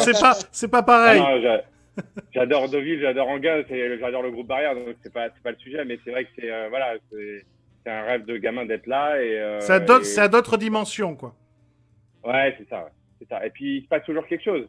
Maintenant, on a le sport à Vegas, on a les restaurants, on a les boîtes de nuit, quoi. Il se passe toujours quelque chose et c'est vrai que ça te donne une vision de la vie. Alors les gens vont dire la ville est superficielle, c'est aussi un peu vrai. Mais au bout du compte, je pense pas que je passerai toute ma vie à Vegas non plus. Mais en tout cas, j'adore y être, ça c'est sûr. Je vous ai vu, Thierry, Edki, Ben, Julien, tous là acquiescer quand Greg disait le problème c'est que le rapport à l'argent en France. Vous êtes d'accord avec ça? Le poker a explosé, tu vas aussi bien avoir un avocat qu'un huissier, qu'un type qui est au chômage, etc. Et cette image, on l'a encore collée un petit peu à la peau. Elle changera certainement, mais c'est vrai que quand tu vas à Vegas, et si Grégory il dit son poste, on dit c'est merveilleux, quand tu es à Paris, on te regarde encore en disant c'est quoi lui, quoi. Ça existe encore. Ouais. Et Ben, Julien, Elki, quand on dit qu'on est joueur de poker pro? C'est un très bon point, j'avais pas pensé à ça Greg, mais effectivement à l'étranger, en tout cas le gambling fait beaucoup plus partie des mœurs qu'en France. T'es aux États-Unis, il y a pas de problème à dire que tu vas te faire un week-end à Vegas et que tu vas flamber au blackjack $200 quoi, tu vois, alors que si tu dis ça en France, les gens vont faire voilà, qu'est-ce qui se passe? Et en France, effectivement, à chaque fois qu'on entend parler du poker, que ça soit dans les séries françaises ou dans les films ou quoi, ça tourne toujours mal. Il y a toujours vraiment cette image un petit peu d'art, comme le disait Thierry, et c'est dommage. Les gens sont un petit peu fermés, mais c'est tout simplement parce qu'ils connaissent pas forcément, malgré qu'il y ait eu ce boom, et notamment grâce à Patrick Bruel. Les gens sont encore assez réticents, et les médias surtout, à chaque fois ils veulent faire les gros sujets, la drogue, l'argent, le ceci, le cela, alors que finalement on est juste des compétiteurs qui veulent gagner des tournois, quoi, tout simplement. Bon, c'est quelque chose qui changera peut-être. Dans tous les cas, aujourd'hui, c'est vrai qu'il y a une vraie différence entre, notamment la France et les États-Unis à ce sujet, clairement. Ben, Elki, un mot rajouté sur ce qu'a dit Julien par rapport à ça? Non, je suis d'accord, en France, il y a toujours eu un problème avec l'argent, quoi. On n'a pas le droit d'en avoir. Si t'en as, il faut cotiser. Si t'en as, c'est que tu l'as forcément tu l'as gagné de manière un peu avec de l'escroquerie. Et ouais, c'est vrai que le sujet avec l'argent en France, c'est un peu tabou. Donc, en plus de ça, si tu dis que tu l'as gagné au poker, ça peut être mal vu. Donc, tout le monde se marre, là. Non, généralement, quand je rencontre des gens, que je suis en soirée et que j'ai pas la tête à expliquer ce que je fais, parce que généralement, quand on parle dans le poker, les gens ont 10 000 questions. Généralement, je mens sur ce que je fais, ou je dis que je travaille dans une société pour paris sportifs, ou ce qui est à moitié vrai, parce que j'ai été sponsorisé par BetClick. Mais généralement, j'essaye d'éviter le sujet poker, parce que c'est vrai que, je sais pas si vous êtes d'accord, Bertrand et Jules, des fois, après, on part toujours dans le même cycle d'explication qui peut être un peu redondant et on essaie d'éviter, quoi. Bertrand? Bah, c'est un peu long parce qu'ils ont beaucoup de questions, ils ont souvent beaucoup de questions et c'est toujours les mêmes questions en fait, donc c'est vrai que... La première question, c'est est-ce que tu connais Patrick Bruel en France? Ouais, Ça, après, c'est est-ce que tu ça, connais c'est mon cousin tellement qui a vrai. joué à un tournoi, quand il jouait à un tournoi à 100 $ et qui a fini en ta finale une fois, mais ouais, la plupart, c'est quand même, enfin, ils sont vraiment curieux et c'est bien de les éduquer aussi, tu vois, donc j'essaie de pas trop, enfin, c'est bien de les éduquer justement pour que les mentalités changent en fait. Si on essaie pas, si on essaie jamais de les éduquer non plus, c'est pour ça que les mentalités changeront jamais. Mais c'est vrai que je te comprends parfaitement que c'est pas à nous d'éduquer 10 personnes dans une soirée non plus. Enfin, on peut le faire, mais Surtout si t'étais venu juste pour profiter de la soirée, quoi. ouais. Mais c'est vrai qu'il y a un peu ce problème, pas par rapport au poker, mais aussi par rapport au jeu en général, juste au casino. Les casinos, jouer de l'argent au casino, c'est vu un peu plus comme un vice, alors qu'en fait, ça peut être un passe-temps comme un autre. Tu vois, Bien sûr. à Vegas, les gens ils vont au casino pour jouer. En fait, tu peux très facilement contrôler ton jeu au poker ou au casino et juste faire ça pour t'amuser, ce qui est d'ailleurs le cas de la grande majorité des personnes. Bah, surtout au casino, parce que les joueurs pro de casino, j'en connais pas encore, mais peut-être que Greg connaît. Flo, Ouais, du coup, on a digressé totalement. Là. sur plein de trucs. Non, bah juste pour revenir sur ta question, pour moi, voir le monde, ça change tout simplement. C'est pas juste par rapport au poker, c'est juste, ça change ta façon de voir le monde, la vie, ta façon d'être, ta façon d'interagir avec les gens. C'est surtout une question de culture, donc évidemment que ça, je pense que c'est en fait au final une très grande chance pour un joueur de poker s'il a l'occasion de voyager. Et du coup, par rapport au poker, ben oui, c'est sûr qu'il y a des différences entre un joueur de poker qui va avoir l'occasion de voyager, qui va faire du live, des circuits live, qui va rencontrer plein de gens, plein de cultures différentes, et un joueur de poker exclusivement online, qui va pas bouger de son ordi et de son lieu de résidence. Mais en fait, ça va être deux personnes différentes, mais juste parce qu'ils n'auront pas vu les mêmes choses. Et ça aurait pu être la même chose entre quelqu'un qui est, je sais pas, qui a un autre boulot, mais qui reste tout le temps chez lui ou dans son département ou qui bouge pas de la France, et une autre personne qui a l'occasion de voyager énormément dans le monde. Ces deux personnes-là, ça n'a aucun rapport avec le poker, mais ces deux personnes-là n'auront pas la même façon de voir les choses, pas la même vision du monde. Et pour moi, c'est une énorme chance de pouvoir voyager comme ici, on le fait tous. Voilà, c'est vraiment sur ce point de vue-là, donc c'est pas juste lié au poker. Pour ma part, je trouve que c'est vraiment une grande chance de pouvoir voyager dans le monde. Eh bien, messieurs, dames, on passe au sujet suivant. Sujet suivant, les amis. Rosvadov, Tanger, Dakar et tellement d'autres lieux. Les nouvelles destinations vont-elles supplanter les villes majeures du poker? Alors, en ce moment, non, hein, ça c'est sûr. Mais en admettant que tout va bien se passer de nouveau. Pour ça, qui demandait de mieux que celui qui est dans la ville reine au monde? Greg, ton avis? Je pense déjà faut séparer un petit peu. Je connais mieux Rosvadov évidemment. Alors tout le monde va sourire Rosvadov. Je sais que je vais énerver tout le monde en parlant de Rosvadov. Mais c'est amusant parce que en fait on a fait les WSOP Europe pendant des années à Cannes, à Enghien, à Berlin, à Londres, et qui sont toutes des grandes villes majeures pour le poker en Europe. Et majeur et on tout avait les résultats. Enghien, ville majeure du poker, je suis Ouais, pas sûr. Mais... Fake Paris, ils appelaient ça les Américains. Fake Paris, Mais, c'est plus Paris, quoi. Et on avait malgré tout des résultats mitigés. En dehors de peut-être Cannes la première année, les résultats étaient plutôt mitigés, alors que c'est des villes où il y a plein de choses à faire, les joueurs adorent, etc. Bon, je enlève Enghien. Mais en tout cas, c'était pas des résultats extraordinaires. Et puis un jour, on a décidé de faire Rosvadov, à la surprise générale. Et là, les chiffres sont tout simplement explosés.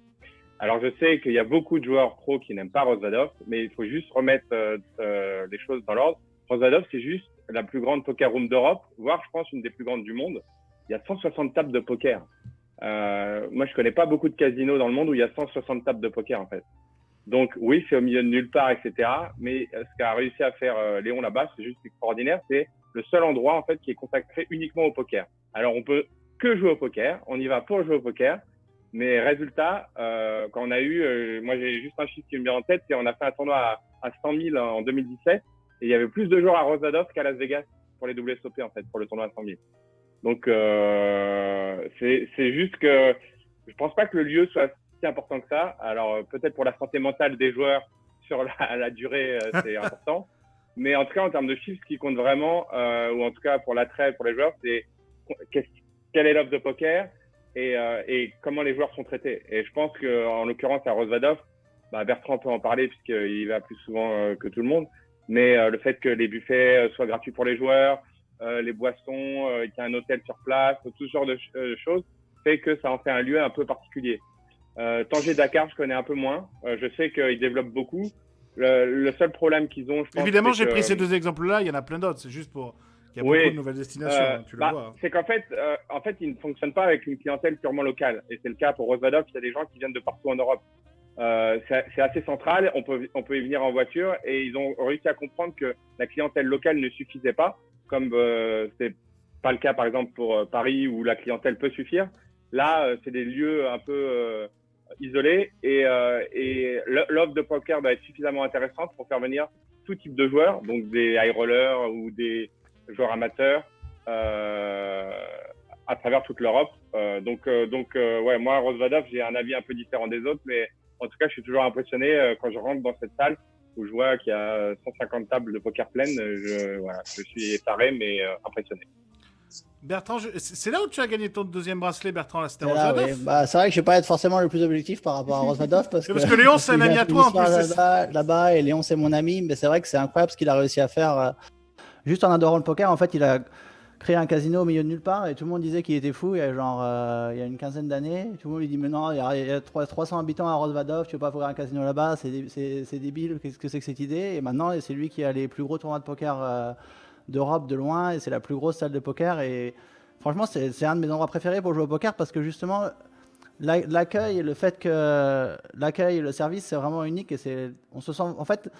À Rosvadov, le poker et à Kings Casino, le poker, c'est vraiment leur raison d'être. Et quand tu vas jouer dans un tournoi, ça peut être des très belles villes, ça peut être genre Barcelone ou même à Deauville. En fait, on limite les joueurs de poker, ils en ont rien à foutre, tu vois. Ils s'en fichent que tu sois joueur de poker. Leur casino, il marchera tout le temps. Ils ont plein de machines à sous, que tu sois là pour jouer au poker. C'est limite si tu n'étais pas là, ce serait exactement la même chose. Alors qu'à Rosvadov, en fait, et à Kings, tout est vraiment fait pour que les joueurs soient bien accueillis et ça franchement en tant que joueur de poker tu le ressens. Après c'est vrai qu'il y a rien à faire d'autre que jouer au poker et personnellement j'ai pas envie d'être là-bas pendant un mois et demi mais en fait je pense que la plupart des joueurs qui se plaignent en fait c'est vrai qu'il y a rien à faire et que c'est pas Barcelone non plus, mais d'un autre côté si tu vas là-bas pour jouer au poker et que tu comptes grinder et que tu veux jouer 10 à 12 heures tous les jours, comme Julien l'a fait lors des derniers WSOP Europe en fait, c'est la situation est vraiment parfaite et personnellement c'est 100 fois plus confortable d'aller jouer à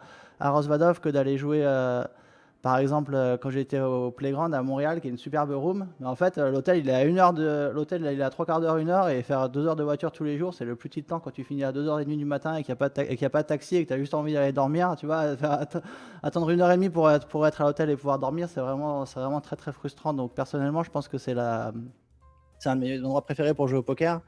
Et Tanger et Dakar, je sais pas pourquoi ils sont dans la même dans l'idée dans le même groupe, parce que c'est dans le si tu veux c'est dans le groupe des nouvelles destinations, tu vois. C'est pas on peut pas comparer. Après, il peut y avoir des destinations. En fait, j'imagine que Tanger et Dakar, ce sont des destinations autre chose que poker, alors que Rosvadov, c'est vraiment une destination 100% poker, donc ça dépend. Mais dire est-ce qu'elles vont supplanter les villes majeures du poker, c'est comme Grégory l'a dit, pour Rosvadov, pour les tournois de poker, ça a limite déjà supplanté les villes majeures précédentes comme donc on est d'accord que demain ça veut pas dire qu'il va plus y avoir de tournoi de poker à Londres ou à Barcelone, tu vois, mais c'est la question, je sais pas, tu peux dire que il va y avoir de plus en plus de joueurs de poker qui iront dans ces destinations que les autres. Il y a tellement de destinations pour jouer au poker, c'est très difficile de dire quelles sont les villes majeures du poker en fait, tu vois. Il y aura toujours les plus gros tournois de poker au monde à Barcelone, à mon avis, ça c'est pas une question. Après, maintenant il y aura des tournois. Je pense que Rosvadov va continuer à organiser également les plus gros tournois de poker au monde, donc c'est pas parce qu'il y a une destination, c'est pas forcément des parties d'une autre destination précédente, ou peut-être d'une autre destination mais je pense que à Prague aussi, il y a eu le plus gros tournoi de poker au monde depuis longtemps.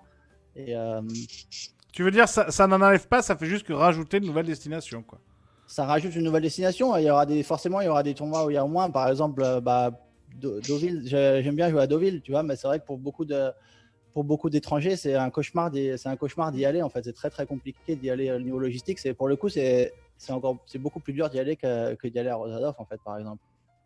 Ok. Il y a des Anglais qui habitent à la limite en face, et en fait, ça leur prend 8 heures pour aller à Deauville parce que c'est pas très bien connecté. Et donc, pour les joueurs internationaux, c'est pas facile du tout. Donc, ça dépend c'est un peu trop vague comme question. C'est difficile d'y répondre, mais je pense que Rosvadov va continuer à organiser les plus gros tournois au monde et c'est pas impossible qu'il y ait d'autres destinations qui grossissent aussi par le futur. Ouais. Ok, Thierry. Alors moi, je suis pas tout à fait d'accord avec vous. Je vais peut-être prêcher pour ma paroisse Paris, mais je pense que la France, et notamment Paris, va redevenir une place forte du poker en France. Je vois nous, rien que sur l'année 2020, on avait signé Unibet, on avait signé PokerStar et on avait signé Apo avec Texas Poker. Donc on avait quand même trois grosses rooms derrière nous. Et après, on peut délocaliser. Ce qui avait plus, ce que je rejoins la journaliste, ce qui avait plus à Paris, il y avait plus de poker à Paris. Quand vous dites Tanger ou Dakar, ça me fait pas rêver. Quand vous êtes un joueur européen ou mondial, Paris, ça reste Paris. C'est une destination qui fait rêver avec l'accueil à la française. Il se passe des choses dans Paris. Il y a toujours des gros événements sportifs, du Roland-Garros, du foot, etc. C'est assez achalandé. Et ce qu'il n'y a pas sur Deauville, parce que moi je trouve pas que Deauville soit une reine des destinations et je rejoins Elki tout à fait. Maintenant, l'infrastructure recommence et je pense que Paris va redevenir dans les années qui viennent une des destinations majeures du poker en Europe. Ça, c'est une certitude. Rosvadov, comme a dit Elki, il y a que ça. Tu vas à Rosvadov, tu fais que ton poker. Donc, quand tu es joueur pro, c'est une chose. Quand tu es joueur moyen, il t'arrive plus rien une fois que tu as sauté. Paris, ça te reste quand même un endroit où tu peux rêver, où tu peux sortir et faire certaines choses. Il n'y a pas que les joueurs moyens qui sautent. Nous aussi, on peut sauter. Tout le monde a la même chance, pratiquement les mêmes chances de sauter, mais les On va joueurs dire moyens, que ça vous arrive moins ils peuvent souvent. aussi venir juste pour jouer au poker, parce qu'en fait, ils adorent ça, en fait, ils peuvent venir pour jouer au poker tous les jours pendant. C'est une destination différente, mais si tu sais que tu vas juste pour jouer au poker et qu'il n'y a que ça, il y a toujours des tournois de poker à jouer, tu vois, c'est pas comme si tu n'as non plus rien à faire. Faut que tu veuilles y aller pour jouer au poker tous les jours pendant ton séjour, quoi. Toute la journée. C'est ça. Mais moi, je pense quand même que Paris va redevenir une destination qu'on avait perdue avec la fermeture de tout, qui n'existait plus. Paris a une belle capacité d'accueil. Tu as des beaux hôtels, grands comme petits. Tu as une logistique qui va bien. Tu as 2 aéroports.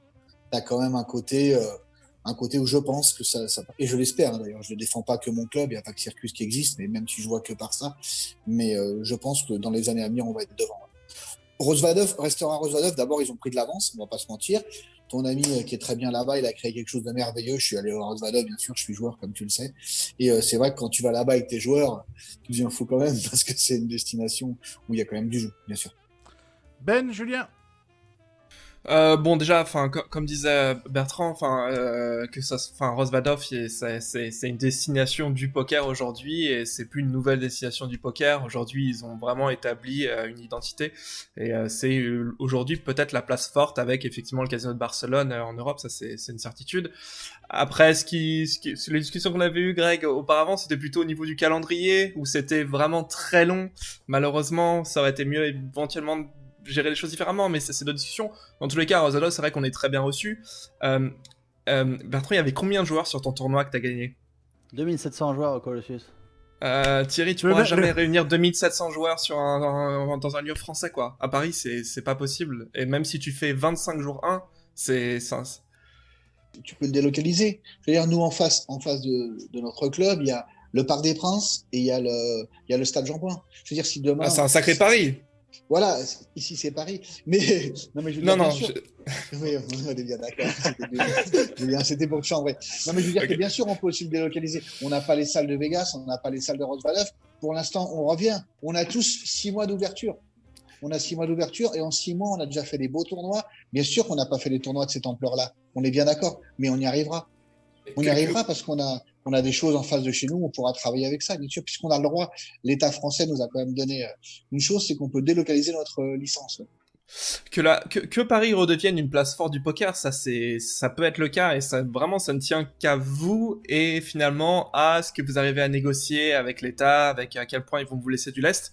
En revanche, pour les gros événements, par exemple un WSOP Europe, tu vois, c'est pas possible en France aujourd'hui, je dirais, ou très difficilement, et c'est pas possible en Angleterre, et c'est pas possible en Allemagne, et en fait on se rend compte que finalement, Rosvadov, c'est chiant d'y aller, y a rien, mais c'est presque le compromis parfait, quoi, pour ce type d'événement. Et bon, voilà, en tout cas, je suis content que ça existe. Ça pourrait être mieux. À chaque fois qu'on est là-bas, on est toujours très bien reçu. Il y a plein de défauts, mais en tout cas, Rosvadov, c'est une très belle destination de poker aujourd'hui, ça c'est clair. Ben. Ouais, non, je suis d'accord. Rosvadov, c'est marrant parce qu'à chaque fois qu'on doit y aller, on y va toujours avec des pieds qui traînent. Parce qu'on sait qu'on va jouer au poker et que jouer au poker. Mais après, c'est vrai qu'une fois sur place, l'expérience joueur est plutôt pas mal. Il y a de l'espace entre les tables. Le service est très bien.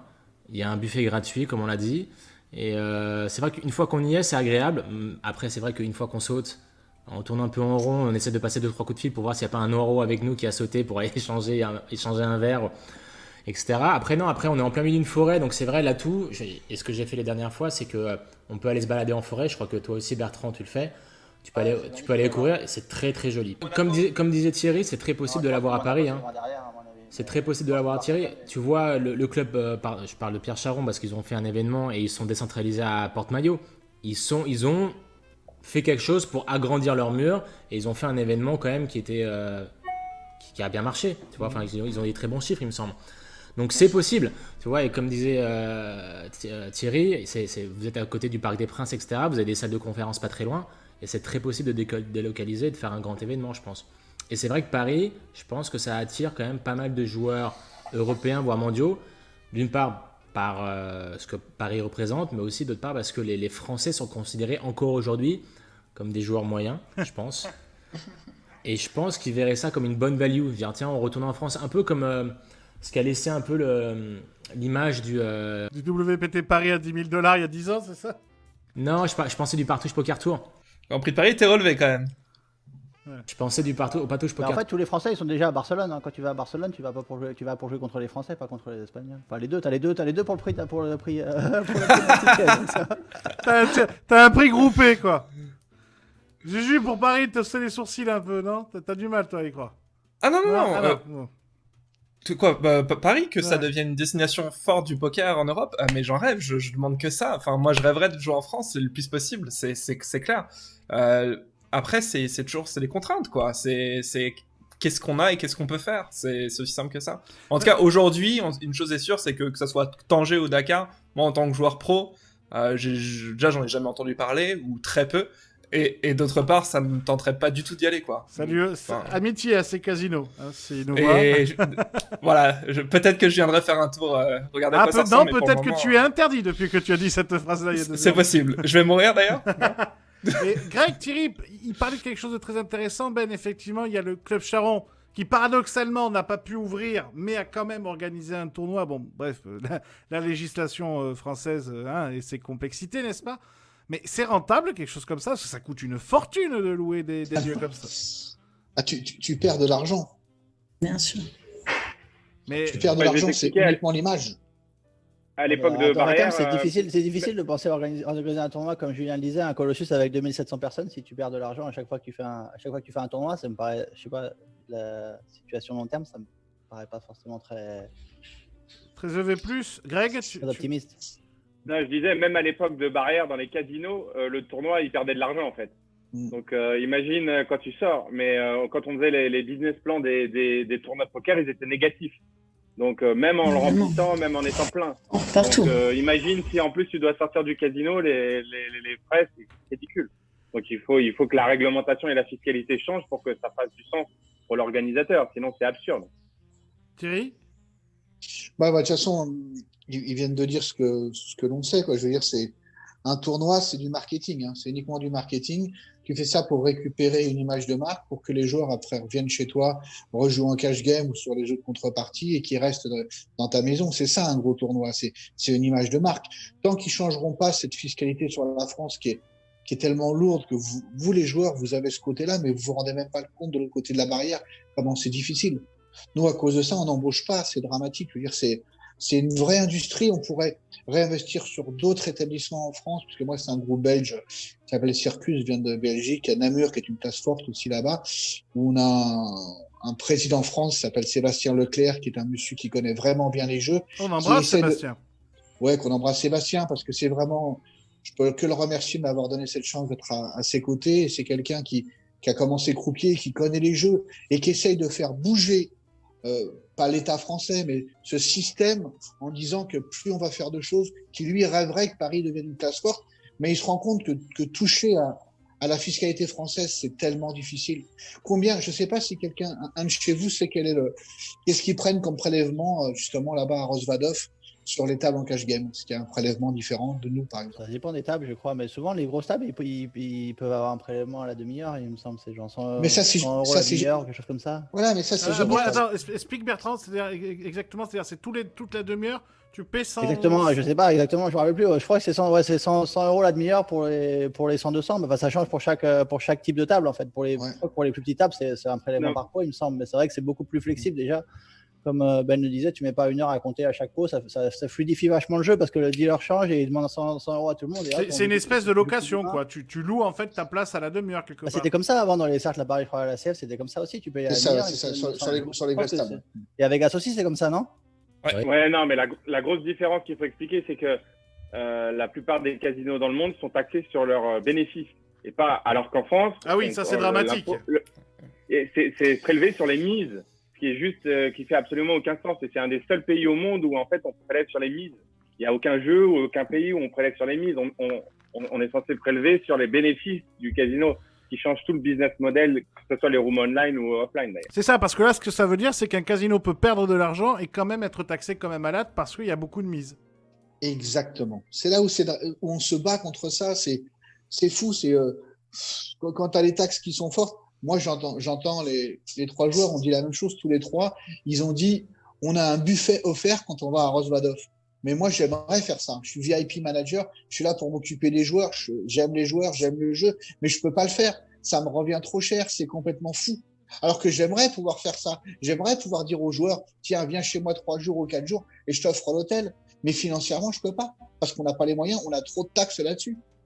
Ouais, mais en dehors des taxes, c'est vrai que c'est aussi beaucoup plus difficile à Paris. Enfin, le coût du mètre carré à Paris et le coût de tout à Paris, c'est différent que le coût du mètre carré à Rosvadov, ouais, pour le coup.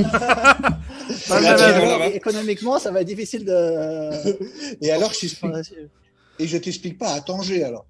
C'est ça. C'est ça. Et quand même, s'il y a 300 habitants à Rosvadov, ça veut quand même dire, Bertrand, que tu as battu... À 400 maintenant, je crois. Ça a grossi depuis Clément. 400, ouais. Ça veut dire que tu as donc battu 7 fois la population de Rosvadov pour gagner ton second bracelet, quand même, quoi. Il y a plus d'employés à Kings Casino qu'à Rosvadov, que d'habitants à Rosvadov, en fait. Nom de Dieu. Flo, pour conclure sur cette partie. Ouais, je vais avoir une voix un peu différente de tout le monde, je crois, parce que, bon, déjà, moi, je suis jamais allée à Rosvadov. Et je suis très contente de n'y être jamais allée. Et je n'ai pas envie d'y aller. Et je sais tout ce qui est fait. Évidemment, je suis l'actualité au plus près. Donc, je vois que ça a l'air magnifique. Les tournois sont magnifiques. La salle est superbe. Ça a l'air trop bon. Mes collègues qui sont allés m'ont dit l'endroit est magnifique. Mais moi, si on enlève ma casquette de journaliste qui va faire des coverages, quand je vais sur un tournoi à l'étranger pour...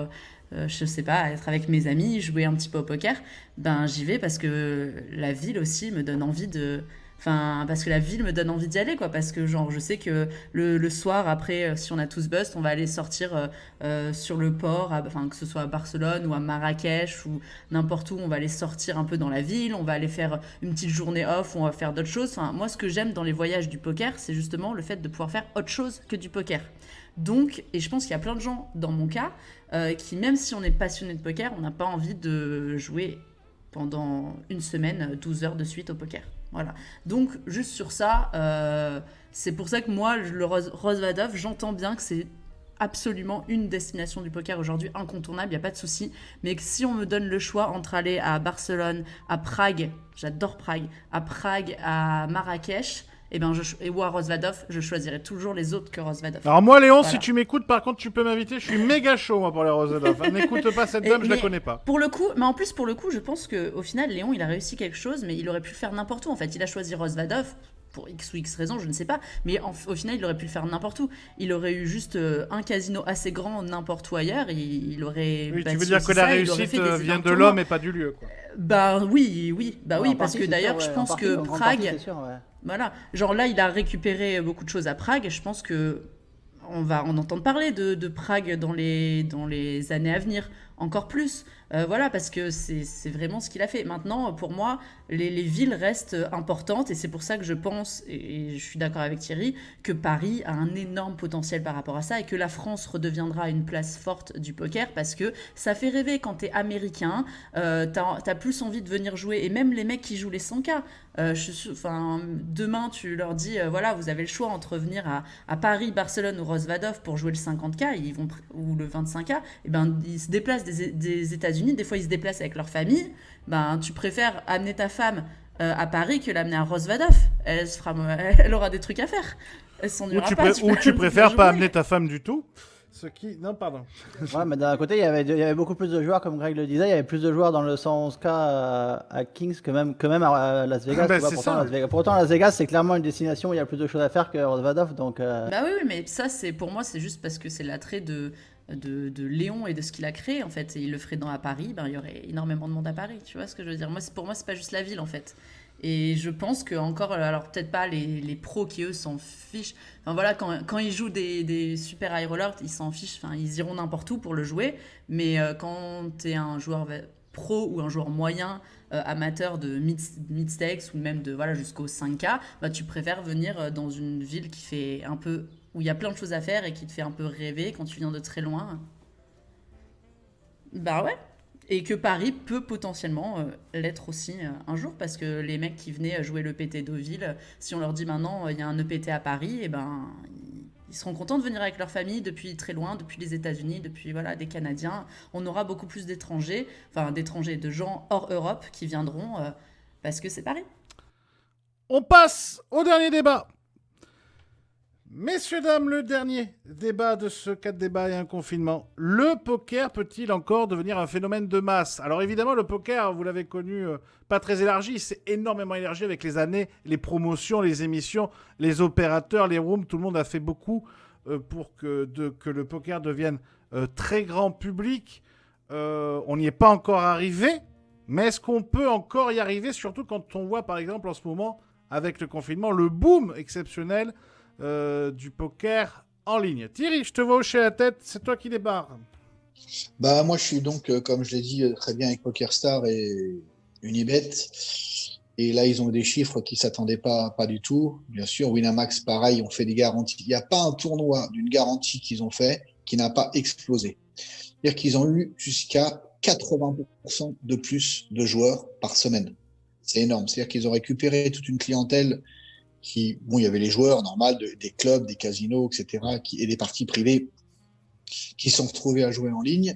Mais il y a toute une nouvelle clientèle de joueurs qui sont arrivés moi, je joue un petit peu en ligne aussi, bien sûr. Et il y a des tonnes de noms, des tonnes de pseudos que je connaissais pas. Ça sortait, on les avait jamais vus, quoi. Donc, je pense qu'il y a quand même une nouvelle clientèle qui est là. Après, est-ce qu'elle va durer? Je ne sais pas. Nous, on va travailler pour les récupérer quand on va rouvrir. Mais je pense que oui, je pense que ça il y aura jamais 50% de gens qui joueront au poker, ou au jeu de table d'ailleurs, enfin pas qu'en tournoi, mais je pense que oui, ça va. Moi, je pense que ça va repartir. Le poker va repartir quand je parle de la France, hein, Bien sûr. mais bon, quand il y a la France, ça bouge aussi. Les WSOP où il y a Grégory, je veux dire que les gens, ça fait rêver, quoi. Quand tu gagnes ton petit tournoi, quand tu as gagné ton 100, que tu as gagné 15 000, mais tu rêves à tout ça, quoi. Tu rêves à ces gros endroits, ces événements où tu vas rêver et faire une différence. Bertrand, toi avec GG Poker. par rapport à quoi? Au poker devenir un phénomène par de masse? rapport au fait, est-ce qu'on peut avoir une nouvelle explosion du poker? Est-ce que ça peut finalement devenir un vrai effet de masse, surtout avec la période actuelle? C'est ce qu'on espère tous. Après, c'est difficile de prédire un peu ce qui va se passer dans le futur. Est-ce que t'as beaucoup évidemment, plus mais de après, c'est joueurs, vrai qu'on toi espère tous. Et GG Poker, c'est le site qui a la plus grosse croissance les derniers mois. C'est incroyable à quelle vitesse ils ont grossi. Je crois En début d'année, en fait, leur GG Master, c'était 200 000 $ garantis. Et là, ils sont déjà à 500 000 $. Donc, ils ont plus que doublé leur tournoi majeur. Et c'est un tournoi sans re-entry. En fait, s'il y avait re-entry, ce serait plus d'1 million. Genre, C'est 500 000 garanties sans re-entry. 500 000 garantis, 150 $ buy-in sans re-entry. Donc, Ah, quand même. Non, mais c'est une room, c'est incroyable. Enfin, et donc, en fait, c'est vrai que c'est aussi très belle notre room. objectif avec GG Poker, c'est de rendre le poker encore plus fun. Parce que quelque part, c'est vrai que le poker, pour beaucoup de joueurs, ça reste un passe-temps agréable, mais les sites de poker, ils n'ont pas vraiment capitalisé sur l'aspect fun. En fait, c'est les mêmes softs qu'on a depuis des années sur tous les sites, pratiquement. Il y a très très peu d'améliorations qui ont été faites. C'est rarement animé en plus. C'est rarement. Pardon Il y a rarement de Ouais, bah en fait, c'est les gamification. mêmes softs depuis 20 ans pratiquement, tu vois. Donc en fait, c'était bien quand tu jouais il y a 20 ans, mais maintenant, par rapport à quand tu regardes par exemple l'amélioration de tous les jeux vidéo qui sortent chaque année, en fait, c'est incroyable. Et quand tu joues au poker, tu as l'impression de jouer sur le même site de poker que tu jouais il y a 10 ans sur tous les autres sites que GG Poker. Donc après, nous, on est pro évidemment, on adore le jeu et c'est notre métier, donc on va y jouer quand même. Mais si tu as le choix, c'est forcément pour un joueur. Pour un joueur qui a le choix, forcément, tu as envie de jouer sur une plateforme qui est beaucoup plus innovatrice, où tu as plus de choses, t'as des nouvelles choses tous les mois pratiquement, tu as des améliorations du software tous les mois, et tous les mois, ils rajoutent des éléments qui sont super fun et agréables et qui rendent le jeu plus fun, mais qui rendent aussi tout ce qui est autour du jeu plus facile, tu vois, comme la plateforme de staking. En fait, tu peux directement acheter des parts des autres joueurs dans le soft et vendre tes parts plutôt que de passer sans aucun frais, plutôt que de passer par un site intermédiaire, par exemple. Donc tout ce genre de choses, en fait, je pense qu'ils ont vraiment des années-lumière d'avance sur tous les autres sites de poker. Et donc, s'il y a un site qui pourra le faire, et je pense qu'il y a une chance que ça arrive. Après, c'est difficile de prédire si on pourra ramener si ça peut devenir un phénomène de masse. Je ne sais pas quel niveau tu estimes que c'est un phénomène de masse, en fait, quel pourcentage de joueurs, mais je pense que il va y avoir plus de joueurs qui vont jouer au poker en ligne, ouais, c'est sûr. Et en plus, je pense que même si c'est vrai qu'il y a beaucoup de joueurs qui ont joué exclusivement durant le confinement, je pense qu'il y a beaucoup de joueurs malheureusement, le poker live, c'est assez hypothéqué pour le futur proche. Je ne sais pas du tout quelles vont être les conditions de réouverture et ça me paraît un peu compliqué. Et il y a aussi beaucoup de... Donc je pense que le poker en ligne, ça a un futur bien plus... Comment dire Certains. Bien plus certain et bien plus... Possible, bien plus quoi. brillant que le poker live pour le court terme, moyen terme. Ben? Ouais. Bah, en fait, il faut définir qu'est-ce que tu appelles le poker de masse. Parce que c'est vrai que le poker boom qu'on a connu en 2005-6, c'est parce qu'on est passé de quasiment un jeu qu'on connaissait peu à tout d'un coup un phénomène de masse. On en parle à la télé, etc. Plein de tournois. Donc, il y a eu un gros gap qui s'est créé. Donc, pour revoir ce gap aujourd'hui, je pense que ça va être compliqué parce qu'on arrive quand même à un marché qui est assez mature. Ouais. Il y a des nouveautés qui se font. GG Poker en fait partie. Mais après, le pôle de joueurs passionnés, il existe, il est là et il le sera toujours. Maintenant, le seul bémol pour que vraiment que le poker grosse sur la longévité, c'est que le niveau augmente, évidemment.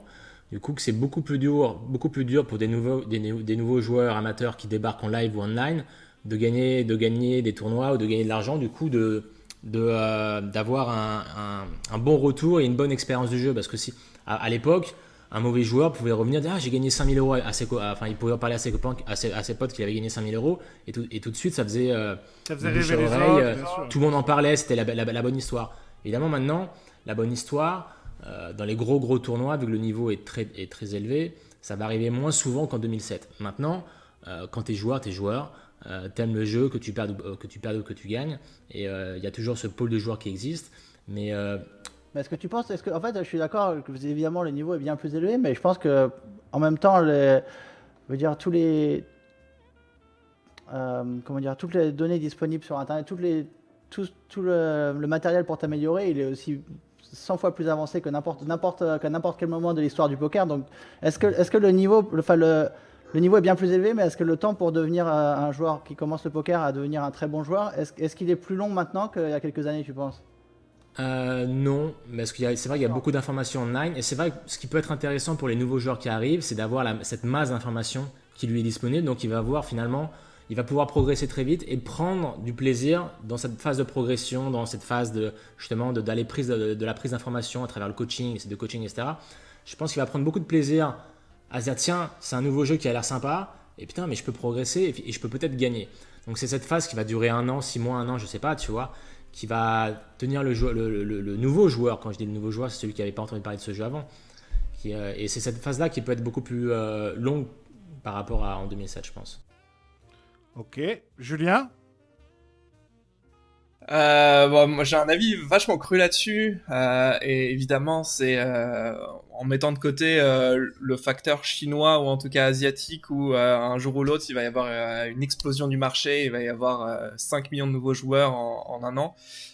Moi je pense que, et ça rejoint ce qui a été dit auparavant mais c'est un peu plus violent, c'est que le poker aujourd'hui c'est beaucoup moins fun qu'avant, et que aujourd'hui, les joueurs, ils viennent plus du tout, les joueurs récréatifs viennent plus du tout pour déposer de l'argent et s'amuser, ils viennent pour déposer de l'argent et essayer de gagner.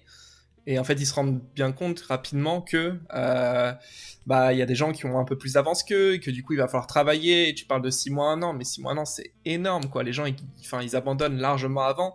Ne serait-ce que, je sais pas, tu joues aux échecs, en 3 semaines, tu deviens meilleur. Tu joues à n'importe quel jeu, tu peux tout de suite devenir fort. Je veux dire, honnêtement, je pense que je suis d'accord avec vous sur le fait que les ressources soient disponibles, mais je suis pas d'accord avec vous sur le fait que, pour que ça devienne un phénomène de masse, il faut qu'en fait ça soit accessible pour tout le monde, et j'ai l'impression qu'on rend le poker, et c'est aussi notre faute, hein, les gars, à nous, pas du tout accessible, quoi. Moi je parle du poker à ma mère, elle comprend rien, quoi, tu vois. Et c'est d'accord. En plus, le problème, quand tu regardes les tournois Super Hero Lore, c'est la pire chose à regarder. Franchement, j'adore le poker, mais en fait, quand tu regardes ces tournois-là, c'est imbectable aujourd'hui. Les gens tentent pendant une minute. C'est le moins fun que tu puisses faire au monde, en fait. Donc, si quelqu'un regarde ces tournois, si tu enlèves l'argent qu'il a gagné, en fait, personne voudra jouer au poker, j'ai l'impression. Absolument, c'est vraiment devenu quelque chose qui n'est pas fun, et du coup ça deviendra jamais, il y aura jamais une autre explosion, ou ça deviendra jamais un phénomène de mode, de masse, de peu importe. En revanche, ce qui est vrai, et là je rejoins Benjamin à fond, c'est que il y a aujourd'hui une clientèle qui est hyper fidèle, et les joueurs qu'on voit aujourd'hui, en tout cas les joueurs qui viennent pour s'amuser, on les verra dans 5-10 ans, pour moi sans problème, quoi. Le poker ne mourra pas. J'en suis à peu près sûr. En revanche, ça deviendra jamais le truc qu'on jouera le samedi soir avec l'oncle et la tante, quoi. Bertrand, vous avez dit... Bertrand, tu disais, non mais il n'y a rien de plus chiant qu'une finale de High Roller. Et t'as Ben, il a surenchéri en disant, ah si, il y a la finale des WSOP en 2019. Pourquoi il n'y a rien de plus chiant pour le spectateur? Parce qu'en fait, c'est extrêmement lent. Le rythme, il est lent. En fait, il y a plein de raisons pour lesquelles. Parce que le poker, c'est un super jeu à jouer, mais c'est un jeu qui n'a jamais été... en fait, ça a apparemment été designé. Je sais pas qui a designé ce jeu, mais il y a plein de défauts de design, tu vois, c'est un peu naze. Et tu peux pas comparer ça, par exemple, je viens très bien les jeux e-sport, tu vois, si tu regardes un match de CSGO, de League of Legends, il y a du rythme, il se passe toujours quelque chose. La finale, elle dure une demi-heure, 3/4 d'heure, elle peut durer quelques heures, c'est parfait. Et tu regardes une table finale de poker, ça peut durer 10 heures. Si t'as pas de chance et que tu veux regarder 2 heures, il y a des mecs qui fold parce que. Avec l'ICM, en plus, il y a des mecs qui jouent super tight en table finale. Si t'as pas de chance, tu peux regarder pendant 2 heures et il se passe rien. Il n'y a aucun all-in. C'est le truc, c'est chiant comme la mort, franchement, à regarder. Il y a plein de raisons différentes. En fait, on peut pas rentrer en détail dans toutes ces raisons, mais c'est vrai que. Et c'est aussi un des facteurs, je pense, quand on a commencé à jouer au poker en 2005, 6, peu importe. Quand on voyait le poker à la télé, on voyait des joueurs on avait l'impression qu'ils faisaient des erreurs. Alors qu'ils jouaient pour des centaines de milliers de dollars, on voyait... Ils faisaient des erreurs, t'inquiète pas. Mais bien sûr, mais qu'ils en faisaient. Et même en joueur novice, avec ce regard de jeune joueur, on disait, mais comment il peut faire cette erreur et jouer et être en table finale? Et donc, du coup, ça a donné cette impression que nous aussi, on pouvait le faire. Tu vois ce que je veux dire? Alors que maintenant, les joueurs sont tellement tight, tellement sérieux, on se dit, mais là, le chemin a l'air beaucoup plus compliqué finalement. Ouais, tu regardes Dominic Nietzsche contre Vogelsang et en fait, tu dis... laisse tomber, quoi. Mais ouais, c'est vrai qu'en fait, aussi, avant le poker en 2005 et 2006, c'était monté aussi. Donc en fait, quand tu regardais une émission de poker, tu avais les meilleurs coups et c'était fun parce qu'il y avait toujours des coups assez intéressants. Ça, c'est vrai, t'avais pas le en fait, streaming. Maintenant, tu regardes un stream live, tu regardes pendant 2 heures, c'est la mort, quoi. Et puis à l'époque, c'était des vraies personnalités. Aujourd'hui, on est des athlètes, quoi. On est là pour gagner notre vie, on est là pour gagner le tournoi, on n'est pas là pour faire le show, on s'en fout de la télé, on s'en fout du stream, on est déjà passé 15 fois en table TV. Je veux dire, aujourd'hui, comme tu disais, Bertrand, c'est aujourd'hui une main dure 6, 7, 8 minutes, et t'as 2 mecs qui se regardent dans le blanc des yeux en train de dire, moi alors je suis dans quelle partie de mon range, etc. Tu vas avoir un commentateur qui dit, bon là, il va miser un tiers parce qu'il est émergé sur... Enfin bref, en fait... Déjà, plus c'est pas facile pour le spectateur d'entendre cette phrase. Il va miser un tiers parce qu'il est Ouais, ça, émergé. et surtout, en fait, ça lui donne pas envie de jouer parce qu'il se dit, si moi je veux jouer au poker, ça me prendra des mois pour être à un niveau à moitié correct, tu vois. Et en fait, c'est totalement. Alors qu'avant, tu regardais Matuso contre Helmut, ils font tous les deux n'importe quoi, ils se crient dessus et tout, c'est marrant, tu vois. Tu dis, ah, moi aussi, je peux spiou comme eux, comme eux, tu T'as vois. raison, t'avais l'italien Dario Minieri, c'est ça? Non, celui qui faisait. Ah, t'avais Sami Farah contre Chris Moneymaker. En fait, tu dis, tu la regardes jouer et en fait, tu te dis, je vois pas pourquoi je pourrais pas faire la même chose qu'eux, tu vois. Alors que maintenant, tu vois clairement que ça va être très dur de faire la même chose que les mecs. Et pour rebondir à ce que j'ai dit tout à l'heure, Loïc, quand j'ai parlé de ma table finale en 2017, c'est vrai que j'ai eu la chance, moi, de jouer avec John Esp, Oui. qui était là et qui a mis une ambiance mais de dingue à table. Ça, c'est vrai. C'est vrai au niveau des grandes figures que lui, il t'a mis une ambiance de taré, oui. Ah non, c'était génial. C'était une expérience joueur exceptionnelle de l'avoir. Et puis il a mis une ambiance de taré. Et je me rappelle de ce premier coup qu'il a joué. Je sais pas si vous vous rappelez, le premier coup qu'il joue, il open et il se fait 3 bêtes par Anton Sautz. Et il arrive à lui placer un bluff sur un flop et il monte ses cartes. Et là, il a explosé de joie à table, il s'est levé, fait des high five avec des joueurs. Genre la première main, tout le monde a rigolé, tout le monde a explosé de rire. Et ça a détendu finalement tous les joueurs à table. Et je pense que rien que ça a changé la dynamique et le flow à table.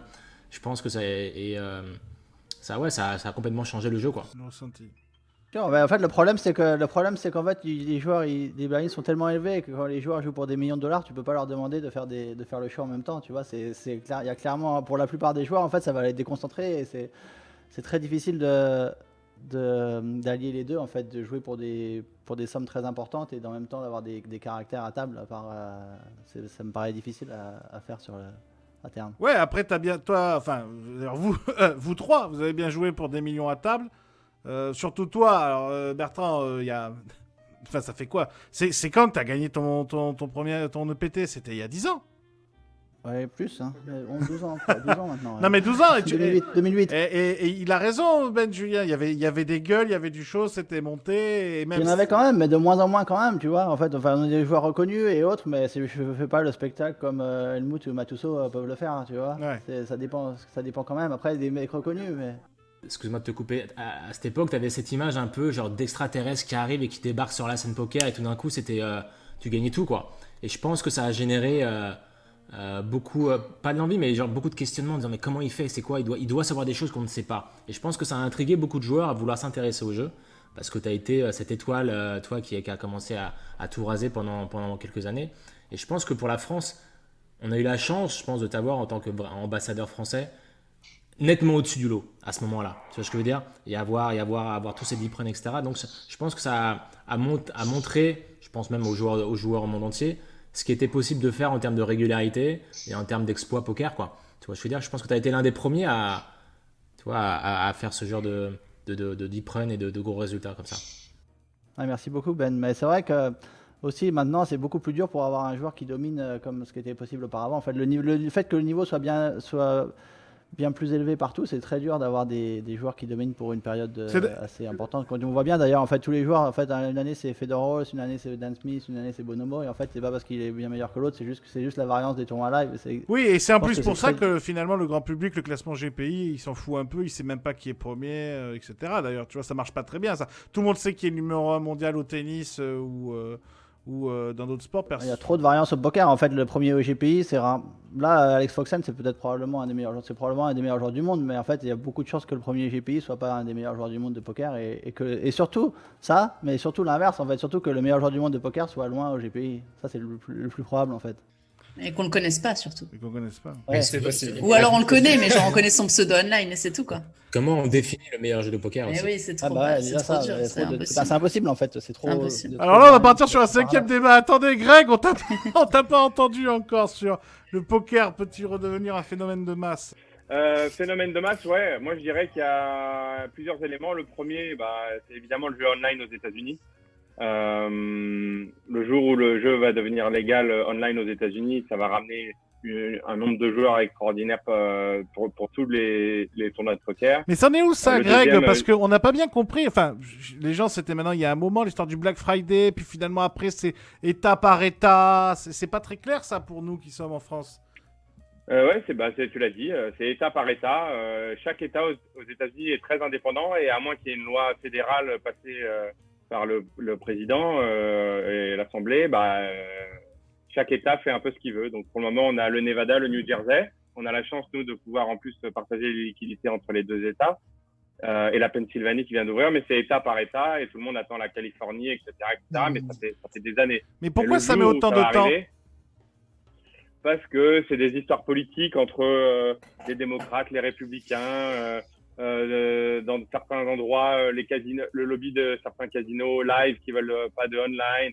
Il y a plein de choses qui viennent s'entrechoquer, et c'est une histoire de lobby et de mœurs, mais comme beaucoup de choses aux États-Unis, je pense qu'avec le temps, ça va arriver, mais il faut juste être patient. Après, il y a un deuxième élément, d'après moi, Julien en a parlé, c'est l'Asie. L'Asie, il y a un nombre de joueurs et de gamblers en Asie qui est monstrueux, et ils sont pas encore très poker. Le jour où ça va arriver, on a déjà essayé nous plusieurs fois, mais dès qu'on met un petit peu de poker ou de WSOP en Asie, les chiffres sont juste monstrueux.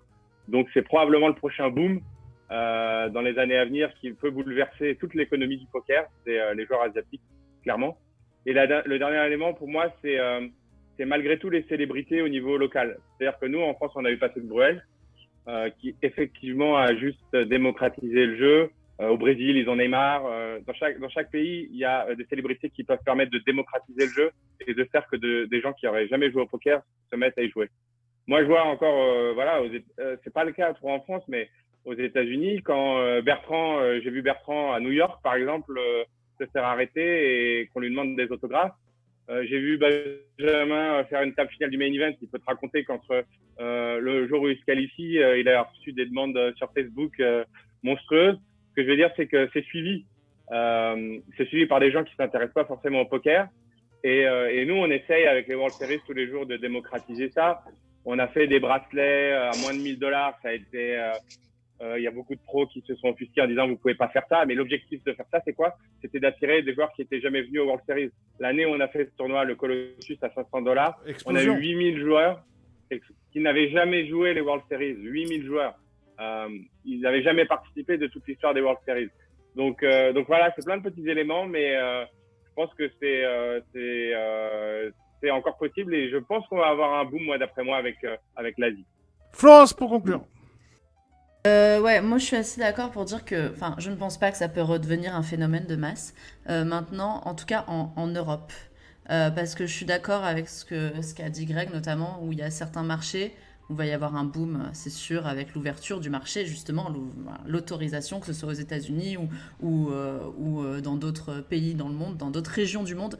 Mais en Europe, je pense pas que ce soit le cas. Je pense que ce qu'on a connu ces dernières semaines avec le confinement en France ou sur les marchés européens, même ça, on l'a vu, ça s'est déjà essoufflé.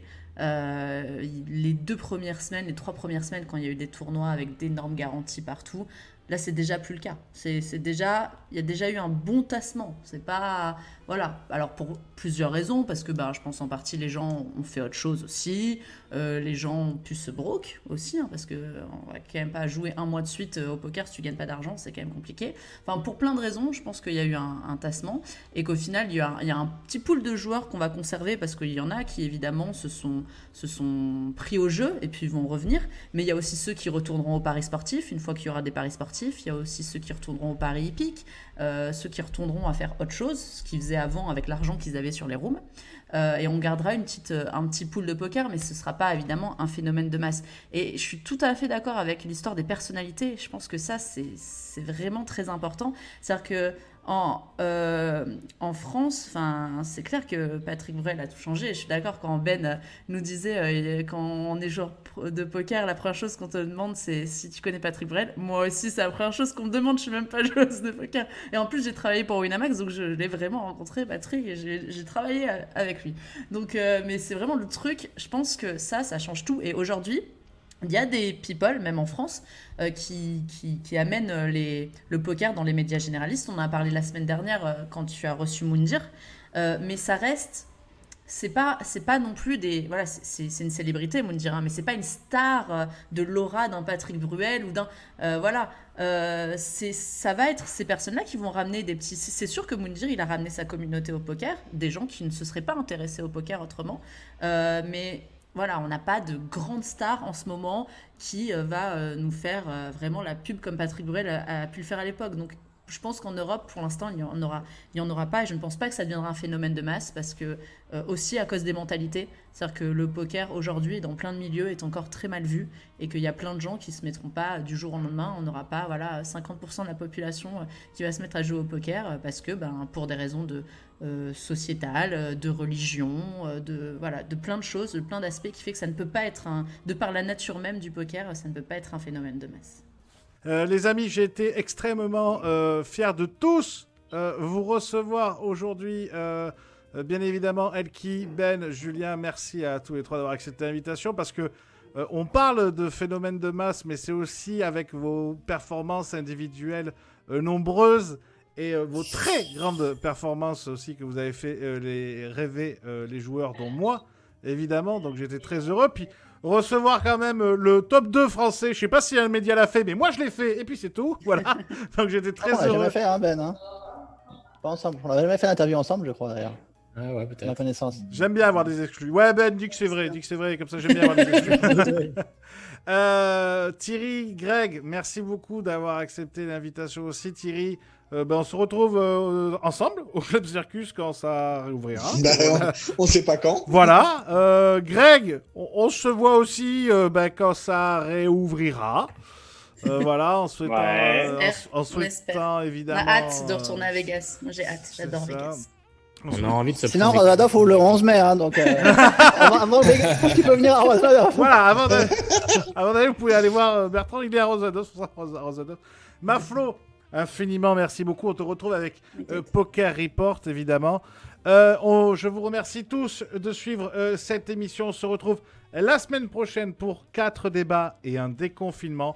On vous fait tous la bise. Passez une excellente semaine et prenez soin des gens que vous aimez. Ciao, ciao, ciao! Salut!